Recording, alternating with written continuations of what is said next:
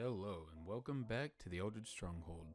I'm Mitchell, or the Guru you knew, and this is Deck Sesh. So it's my favorite time of the year. It's spoiler season for the new set, Atherdrift.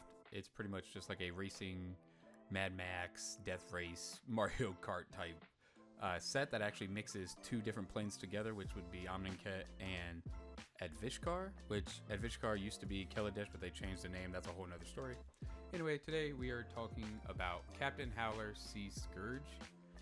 He is one of the new commanders, and I think he is one of the leaders of one of the tribes or race teams in this set. But he's a 4-mana, 5/4 shark pirate, which is a really cool creature type. He has Ward, pay 2 life.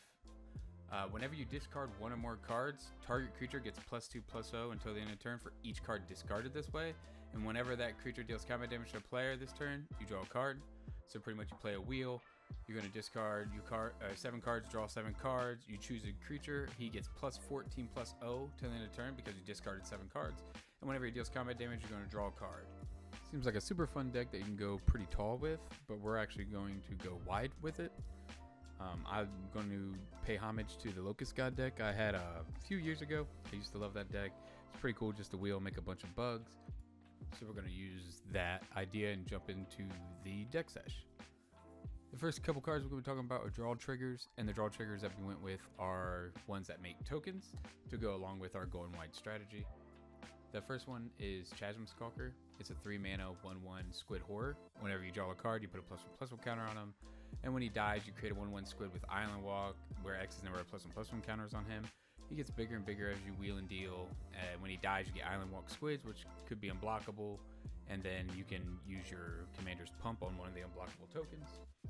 Next one is the Locust God. Like I said before, I'm building this deck sort of as an homage to my Locust God deck. So gotta include him. He's a 6-mana 4/4 with flying. Whenever you draw a card, you create a 1/1 blue and red insect creature token with flying and haste. And you can pay 4 to draw a card and discard a card, which will trigger your commander, which is nice. And then whenever he dies, you can return to library, or you can return it to the owner's hand at the beginning of the next end step, which is pretty cool because then you can just keep replaying them. The next one is Alindra the Sky Dreamer. It's a 4-mana 2/4 Merfolk Wizard. Whenever you draw your second card each turn, so this is only going to trigger once each turn if you're drawing more than one card, you create a 2/2 Flying Drake creature token with flying. So it is a 2/2 with flying, which is pretty big. And then whenever you draw your 5th card, it's him and all the drakes you control get +X/+X, where X is the number of cards in your hand, which can be pretty big. Next one is Detective of the Month. 3-mana 2/3 human detective with Ascend, so you're going to get the city's blessing if you have 10 or more permanents. As long as you have the city's blessing, detectives you control can't be blocked. And whenever you draw your second card each turn, you create a 2/2 white and blue detective creature token. So it is each turn, so if you're drawing your opponent's turn, you can make more than one of these a turn cycle. And then if you have city blessing, one of them can be blocked, and you can just pump that one. The next card is Niv Mizzet Perun. It's 3 blue, 3 red for a 5/5 dragon wizard. It can't be countered. It has flying. Whenever you draw a card, it deals 1 damage to any target. And then whenever a player casts an instant sorcery spell, you draw a card. So it can trigger itself if somebody plays something, an instant or sorcery, and then you're dealing damage every time you draw, which is going to be a lot in this deck. So since we'll be wheeling a lot, we're going to be drawing and discarding. So the next cards we're going to talk about are discard triggers. The first one is Containment Construct. It's a 2-mana 2/1 construct. Whenever you discard a card, you may exile that card from your graveyard. If you do, you may play that card this turn. It's just a way to get a discard trigger and also be able to use that card. And since you can play them, you can do this with lands. The next one is Braylon the Sky Shark Rider. It's a 4-mana 3/3 human shaman. Whenever you discard a card, you put a +1/+1 counter on Braylon the Sky Rider, and it deals 1 damage to each opponent. And you can pay 1. The target shark gains trample. The target shark gains trample is pretty cool because our commander is a shark. So if you choose to pump your commander with his own ability, Braylon can give him trample. And also, she gets bigger as you draw cards, and she's dealing 1 damage to each opponent. This can add up pretty quickly. Next one is Bag of Holding. It's a 1-mana artifact. Whenever you discard a card, you exile a card, or that card from your graveyard. You may pay 2, tap this, draw a card, and then discard a card. Triggers your commander.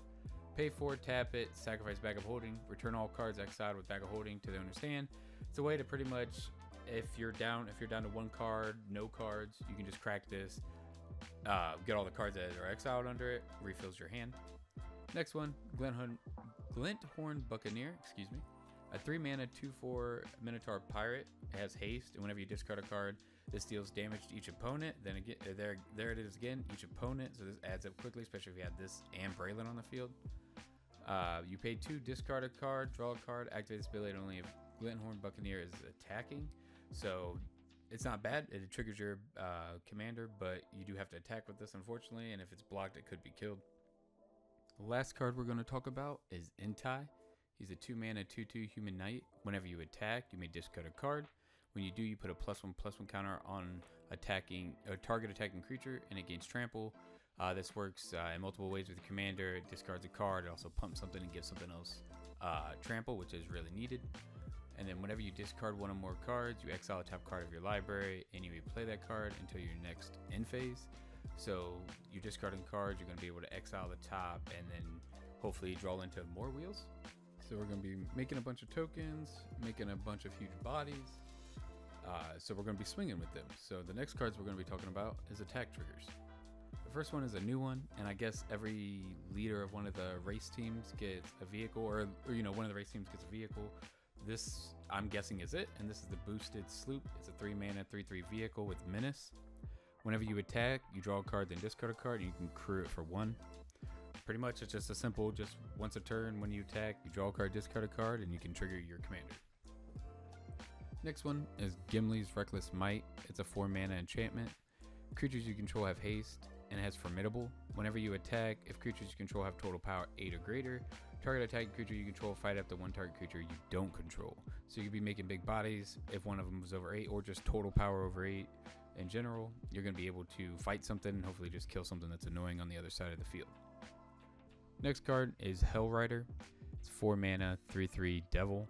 It has haste, and whenever a creature you control attacks, Hellrider deals 1 damage to that player or planeswalker it's attacking. Swing 5 at him, 5 at him, 5 at her. You can be dealing 5 extra. You can be dealing 1 damage per creature plus whatever the creature itself is going to deal. This thing can get out of hand pretty fast. The next one is Indulge in Excess, but we're only going to talk about the Indulge side pretty much, and that's a 3-mana sorcery. Whenever a creature you control attacks this turn, you create a 1/1 green and white citizen creature token that's tapped and attacking. In a sense, it just doubles the attack force you have that turn, and it can come in a lot of handy, especially if you have the Hellrider that we just talked about. So the last one we're going to talk about is Connecting the Dots. It's a 2-mana enchantment. Whenever a creature you control attacks, you exile a top card of your library face down. You can't look at it, so you're not going to know what this is, but it's going to trigger a bunch, especially with how many tokens we're going to be making. Then you can pay 2 mana, discard your hand, sacrifice this, and put all cards exiled with Connecting Dots into the owner's hand. So if you have 0 cards in your hand, you probably want a few to be able to trigger your commander with this, but it will pretty much just refill your hand just like the Bag of Holding did. Since we want to be attacking a lot with this deck, the next category we're going to talk about is extra combats. First one is Aggravated Assault. Everybody should know this one. It's a goodie. 3-mana enchantment. You pay 5, untap all creatures you control. You get an additional combat. It's pretty good. It's a staple in a deck that wants to deal with combats. Next one is Breath of Fury. This is one that I really liked in my Locust God deck. It's a 4-mana enchantment aura. You enchant a creature you control. Whenever enchanted creature deals combat damage to a player, you sacrifice it, and then you attach this to a creature you control. If you do, you untap all creatures you control and have an additional combat. 2 things: you got to have another creature for this to attach to, and then you also have to have the creature this is attached to deal combat damage. But if they do, then you could get 4, 5, 6 different combats out of this, just depending. Next one is Savage Beating. It's a 5-mana instant. You can cast this only during your turn and only during combat. You can choose 1. Creatures you control have double strike, or untap all creatures you control and you get an additional combat. Or you can entwine it for 2. Not too bad. Next one is Karlech, the Fury of Avernus. 5 mana, 5/4. Whenever you attack, if it is the first combat phase of the turn, you untap all attacking creatures. They gain first strike, and then there's an additional combat. This one you have to be careful with because it has to be your very first combat that turn. but it does grant all your creatures first strike, which is a pretty cool buff. Last card is actually a new one, and a pretty crazy one. Full Throttle. It's a 6 mana sorcery. After this main phase, there are 2 additional combat phases. At the beginning of each combat this turn, you untap all creatures that attack this turn. This is going to be game ending. I mean, just like pretty much any of the multiple combat ones. I mean, but this one grants 2 for 6, and that's pretty good. I know we haven't talked about it yet, but we haven't forgot about it, and that's the actual wheeling and dealing.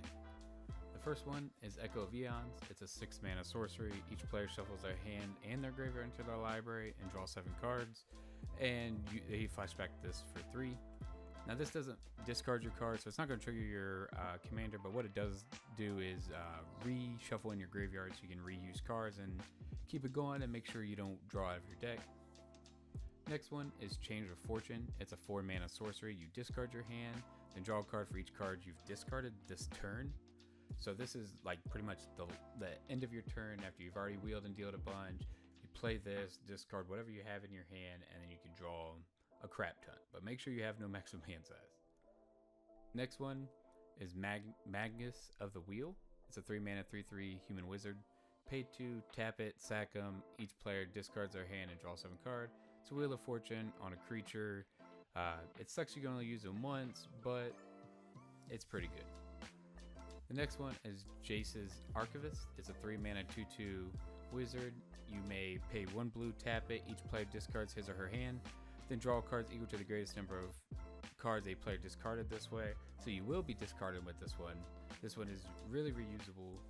You can use this one each turn, but it is a windfall effect, so the lesser cards somebody has in their hand, the less you're going to draw. The next card is Pyretic Charge. It's a 5 mana sorcery. You discard your hand, then draw 4 cards. For each card discarded this way, creatures you control get +1/+0 until the end of turn, and you can plot it for 4. So you can get it for cheaper if you plan on using it the following turn. But let you discard your whole hand, triggering your commander. You're only drawing 4 cards, which is okay because if you're discarded 1, that's a plus. And then for each card discarded this way, creatures you control actually get a buff. So after all them creatures, all them tokens that you make with your other wheels, this will probably be the last one you play to end the game. So that's it for my very first commander from the Atherdrift set. There's plenty more from the set. There's also a couple more, probably 8 more from the 4 commander precons. I made these kind of fast. The spoilers came out last week. I didn't have any time. I got my very first EDH gameplay out though, so hopefully you guys watch that. But I had a lot of fun making this, dude. It really reminded me of how much fun it was to play the Locust God deck. So if you build this or have any ideas, throw them down in the comments and let me know. You guys have a great day.